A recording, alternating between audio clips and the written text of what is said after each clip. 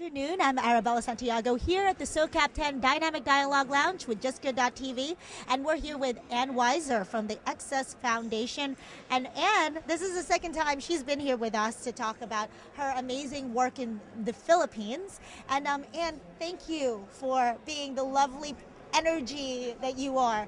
And can you just tell us, recap what you've been doing in the past year and why you're here at SOCAP?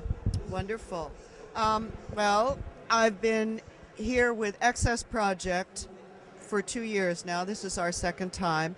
And XSProject is a foundation that's really run in Jakarta in Indonesia.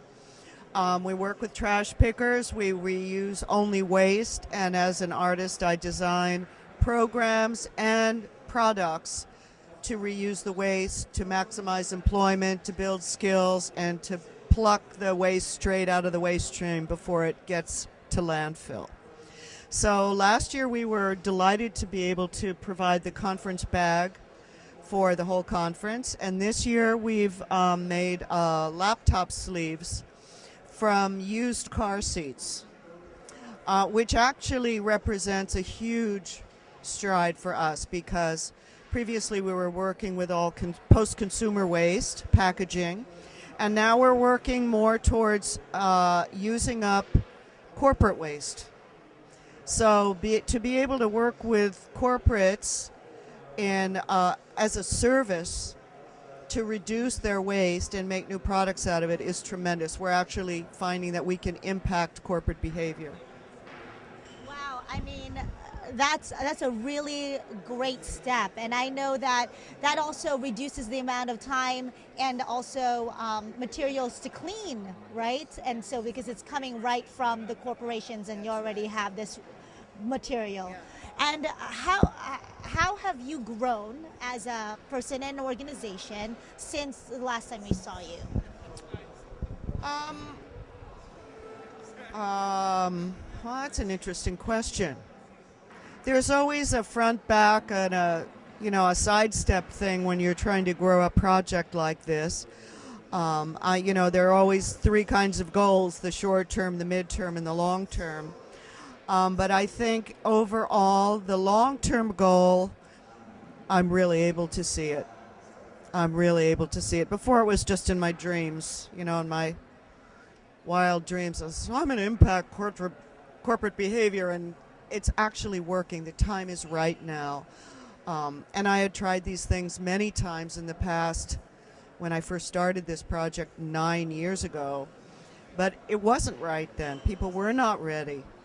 But now with the whole green movement, and people are taking on a very deep level the fact that they have to be accountable for what they use, what they misuse, and what they leave behind, this is a perfect time for me to come in again and say, look, I'm a service. We're a service. And we added value to your logo, to your partnership, collaborating with you. Since we do work with poverty reduction and waste reduction, those are our core business values. Maybe not yours, but we can add that dimension to your corporate behavior. So, for example, with this corporation that we got the car seats from, used car seats, we get several hundred a month. We can design new products from it, and although in this case we're not buying the waste from trash pickers like before, we continue to give scholarships to trash picker children. So we're still hitting all our bases. And it's becoming broader and deeper and more meaningful all the way around. So I'm really, really happy with the progress we've made. Really happy.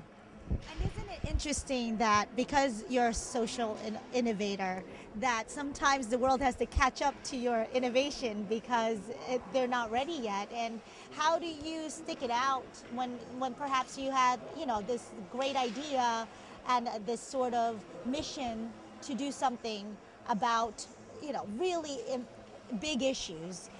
How did you remain patient and still kept, going? I don't think most people would call me very patient, but stubborn. Very, very stubborn. Okay, it's a different It's a different, yeah, it's a different nuance there. I just don't quit. I obsess. I obsess on things. If it doesn't work, I pace around and gnaw my nails and think of another way to approach it. Luckily, time has been kind in that the movement's going forward in a healthier way, which makes my work much easier than it was when I started. There are more and more fabulous projects going on, more and more people in the cultural arena and the creative arena who are looking for really unusual ways to tackle problems. We have unusual problems. The problems we face with waste and poverty, unprecedented. We've got to find new ways of thinking. But what we do have now are these huge markets and linkages because of projects like your own, media, where we can put all kinds of creatives together. The fact that an artist like me can work with international corporations, that's amazing. That's amazing. I don't work in a studio anymore. And I don't have a private practice anymore. I have a huge social practice now. And it's very gratifying. Very, very gratifying. And beyond the creativity that you bring to this world through the products that you create, you've also brought means to people who needed employment. And can you talk about your Lolas that you've mentioned before that just have been, the apple of your eye when you talk about them to me? Well, a lot of the things, the day-to-day that keeps me going is working with the people. I have real relationships with all of these people. The trash picker group in Jakarta, I've known them for almost 9 years. I've watched them lose people, be moved, be flooded out. I mean, they were undocumented migrants before, and they still are. And I can't say we've done a huge amount for them, but we are working on it. We're getting their kids in school. That's amazing. So my daily victories are often personal. The fact that we can add more money to a scholarship program is thrilling. It's thrilling. They're little steps, but they're really important steps. Getting kids off trash piles in Jakarta and into school, that's great. That's I'm thrilled about that. I have another project in the Philippines where we are working with older mothers and grandmothers and teaching them skills. Again, I get so much from them. I get their humor, their stories, the gossip. I get to see them develop pride over their own work and develop talents that they had no idea they had. So it's very, very gratifying. Very gratifying work all the way around. And you have multiple projects, and that's why I end up kind of mixing them up, but you have different communities that you serve. I mean, you're really at their service, right? So, I mean, you have Jakarta, and you've got Manila, you've got, all of these different areas. They're the talent. None of the things that I conceptualized could I ever do by myself. Working by myself doesn't reduce poverty, doesn't impact change, and that's why I stopped a private practice.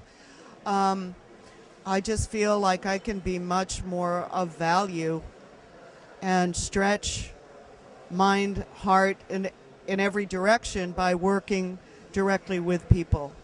Having them produce something is more gratifying. Having them create a sustainable income for themselves and be able to get food, pay those school fees, and buy those uniforms for their school kids is really, really immeasurable. My part, like with the Lolas, with the grandmothers, if I can get them eyeglasses, eye exams, and orders, that's my role. They're producers, though, and that's very, very exciting for me. Well, I congratulate you, Ann, for all the work that you've done in this community, and it'll be great to see you again next year, or maybe even in between the years. And I hope that you keep on coming back for more interviews. But actually, before we go, where should we find out more about your projects? Our website is www.XSProjectGroup.com. Thank you very much. Thank you. Thank you so much, Ann. Stay tuned for more interviews. We're going to take a little break, and we'll be right back here at the Dynamic Dialogue Lounge at SOCAP10.